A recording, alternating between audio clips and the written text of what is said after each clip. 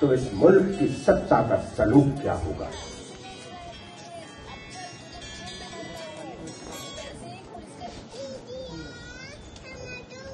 और क्यों गिनती की जरूरत है, इसको भी समझते हैं। एक रिपोर्ट छपी, मैंने इंडियन एक्सप्रेस में पढ़ा, और उस रिपोर्ट को पढ़ने के बाद मैं सो नहीं सका एक रात। वो रिपोर्ट क्या थी? वो रिपोर्ट ये थी कि इस मुल्क के शहरों में, ध्यान से सुनिएगा, इस मुल्क के शहरों में गटर में उतरने वाले, अगर मेरी भाषा आपको असभ्य लगे या आपके सौंदर्य बोध को झटका लगे तो माफ कीजिएगा, इस देश के शहरों की टट्टी साफ करने वाले 92% लोग या तो दलित हैं, या पिछड़े हैं, या आदिवासी हैं।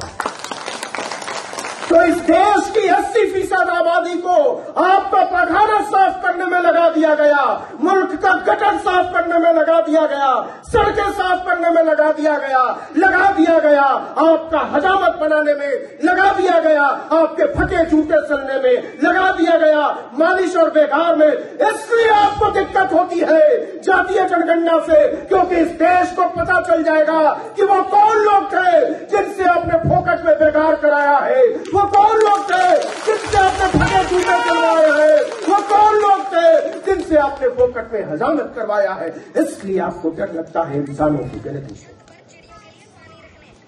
तो मेरे भाई, मेरी माओ, मेरे बुजुर्गों, मेरी बहनों, बहुत से सुनना, और केवल सुनना नहीं, इस हॉल से बाहर निकलना, अपने घरों में जाकर इस पर बात करना, अपने आसपास के लोगों को बताना और सोचना कि आने वाले दिनों में तुम्हारे सपनों की तस्वीर क्या होगी, तुम्हारे सपनों की ताबीर क्या होगी। क्यों रोका गया कास्ट सेंसस? क्यों डर लग रहा है हुकूमत को? इसलिए इस देश में फटे जूते सिलने वालों की, मालिशियों की, बेगारों की, दरबारों की, टाइगरों की कमी हो गई है, और इसके कम होते जाने से हिंदू धर्म छोटा हो जाता है।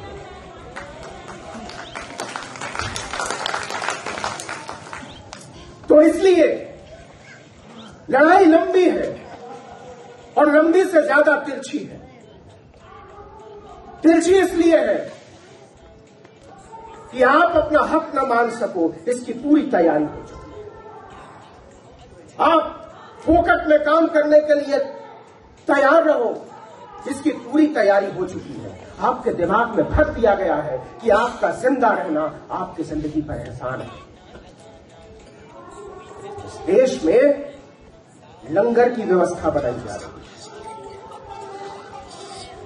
कि जाओ गुरुद्वारे में खाना खा लो और रैन बसेरे में सो जाओ, और इसको राम राज कहो, क्योंकि तुम्हारे पास खाने के लिए भी है और सोने की जगह है। तो सवाल है कि क्या हम इस राम राज को कबूल करेंगे? क्या हम रैन बसेरे और लंगर की व्यवस्था को न्याय मानने को तैयार है? क्या हम इसको बराबरी मानने को तैयार है? क्या हम इसको इंसाफ मानने को तैयार है? और इसलिए भागा जा रहा है जातीय जनगणना। तो क्या जातीय जनगणना नहीं कराएंगे तो पता नहीं चलेगा कि देश में हो क्या रहा है। मतलब हम इतने मासूम, हम इतने भोले, हम इतने जाहिल, इतने अनपढ़, इतने निकम्मे दिखाई देते, हुकूमत करने वालों को दिखाई देती। लेकिन इस देश में 2015-16 में एक सर्वे हुआ, नेशनल फैमिली हेल्थ सर्वे। 8,11,808 लोगों पर वो सर्वे हुआ। 8 लाख एक बड़ा सैंपल साइज होता है। 15 साल से 54 साल के लोगों को उसमें शामिल किया गया। उस सर्वे की रिपोर्ट आई दिसंबर 2017 में, और जानते हैं वो रिपोर्ट क्या कहती है? वो रिपोर्ट कहती है कि 8,11,000 लोगों में जो गिनती हुई है उसमें से 44% पिछड़े हैं, 20% दलित हैं और लगभग 10% आदिवासी हैं। मतलब एक छोटे से सर्वे के हिसाब से भी इस देश में 70% आबादी दलितों, पिछड़ों, आदिवासियों।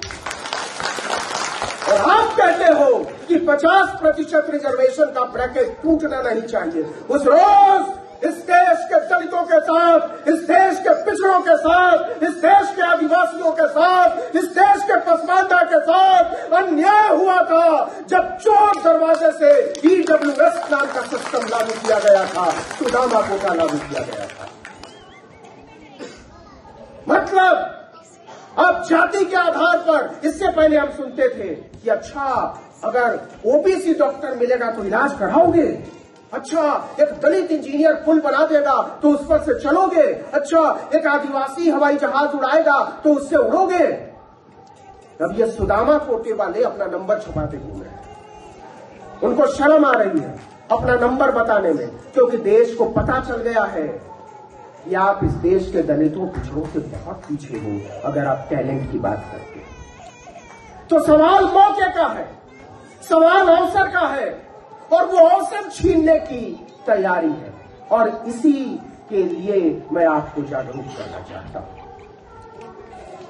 कि उस अवसर को छीनने मत देना रे मेरे भाई, मेरी माओ, मेरे बुजुर्गों, मेरी बहनों। क्योंकि आपको मनरेगा का मजदूर बनाए रखने के लिए आपके हाथ से कलम, किताब, दवात, कॉपी छीनने की मुकम्मल तैयारी हो चुकी है।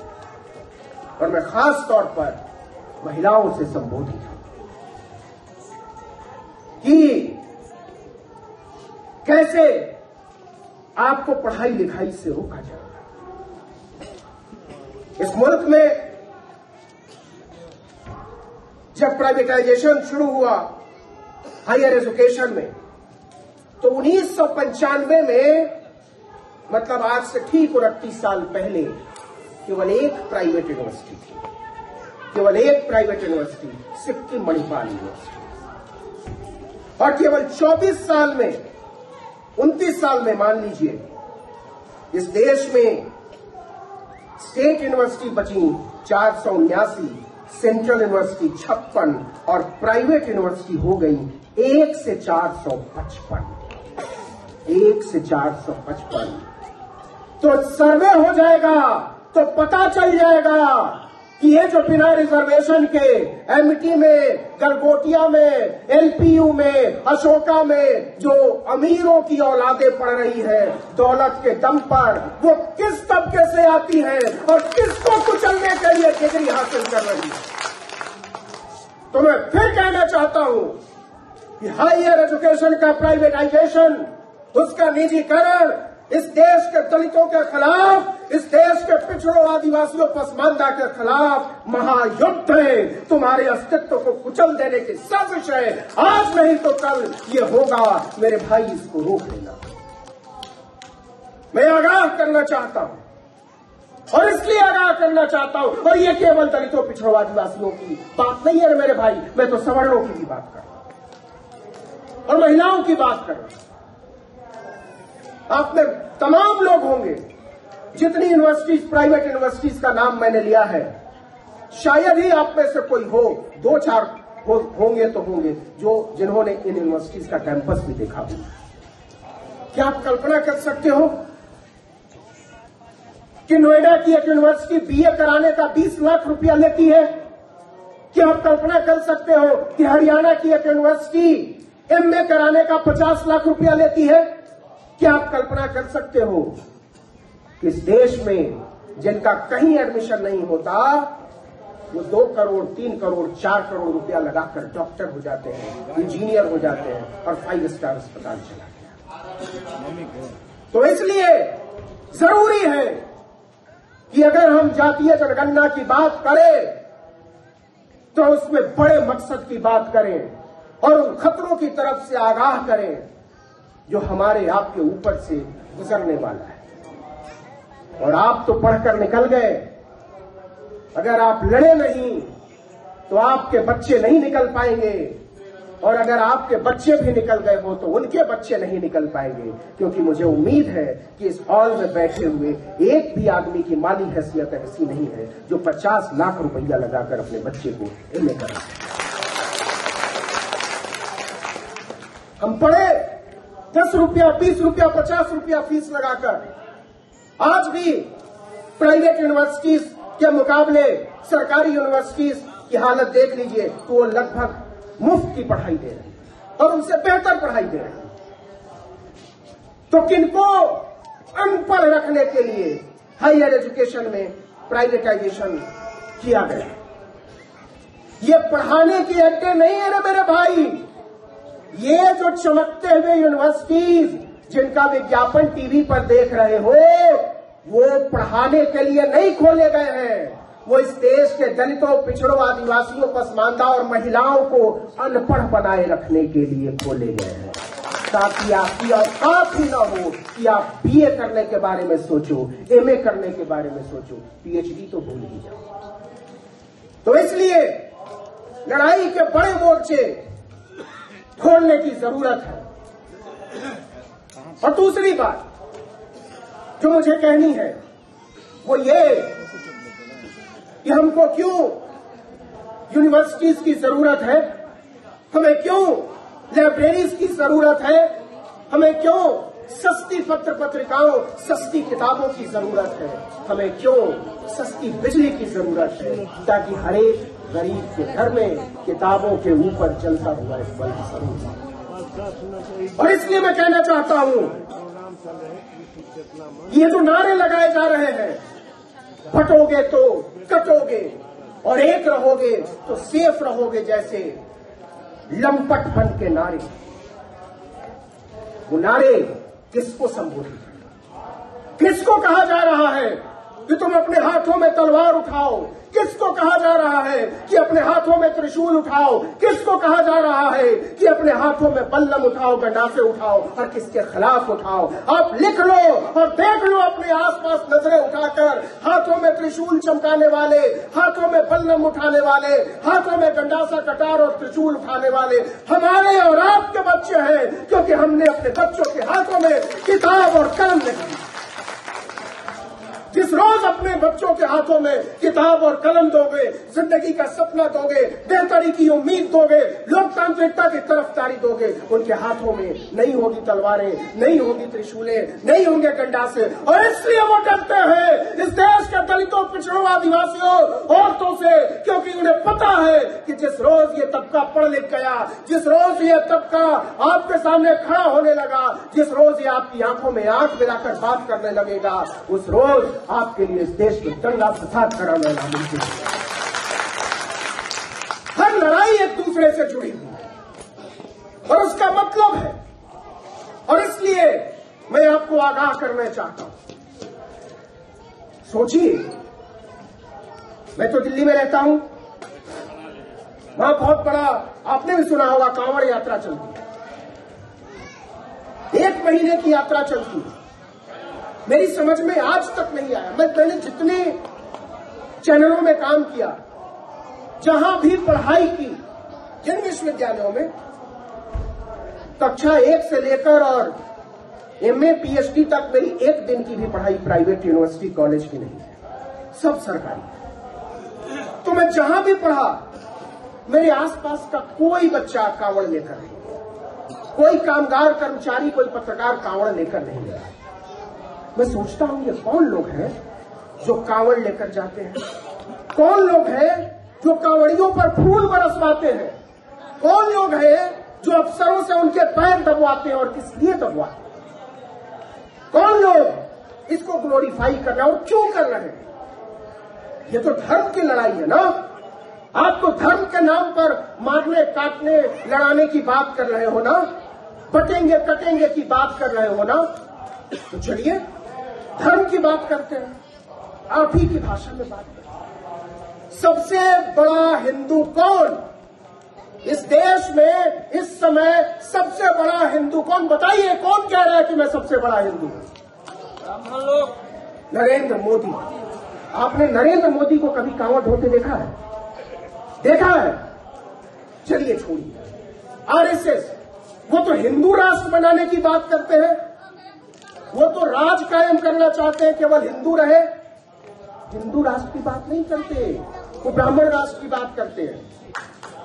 हिंदुओं से तो उनको दिक्कत है, हिंदुओं से तो वो हिंदू हिंदू तो इसलिए करते हैं ताकि लोग उनके पैर दबाते रहें, उनकी मालिश करते रहें, उनकी मातम पुलसी करते रहें, इसलिए वो हिंदू हिंदू करते हैं, बाकी वो ब्राह्मण राष्ट्र चाहते हैं। तो आपने मोहन भागवत को कभी कांवड़ ढोते देखा है? देखा है क्या? कोई फोटो देखी हो पुरानी? हमारे प्रधानमंत्री तो मगरमच्छ वाली भी फोटो कहीं से निकाल देते हैं, बांग्लादेश वाली भी कहीं से निकाल देते हैं। आज तक कांवड़ वाली नहीं निकली, आगे निकल जाए तो मुझे नहीं पता है। चलिए छोड़िए, ये लोग तो साधु सन्यासी नहीं। सबसे बड़े योगी आदित्यनाथ। अब योगी आदित्यनाथ को कभी कांवड़ ढोते देखा है? तो ये जितने हिंदुत्व की पताका लहराने वाले ढोंगी फरेबी जालसाज हैं, ये अपने धर्म कर्म का कोई काम नहीं करते।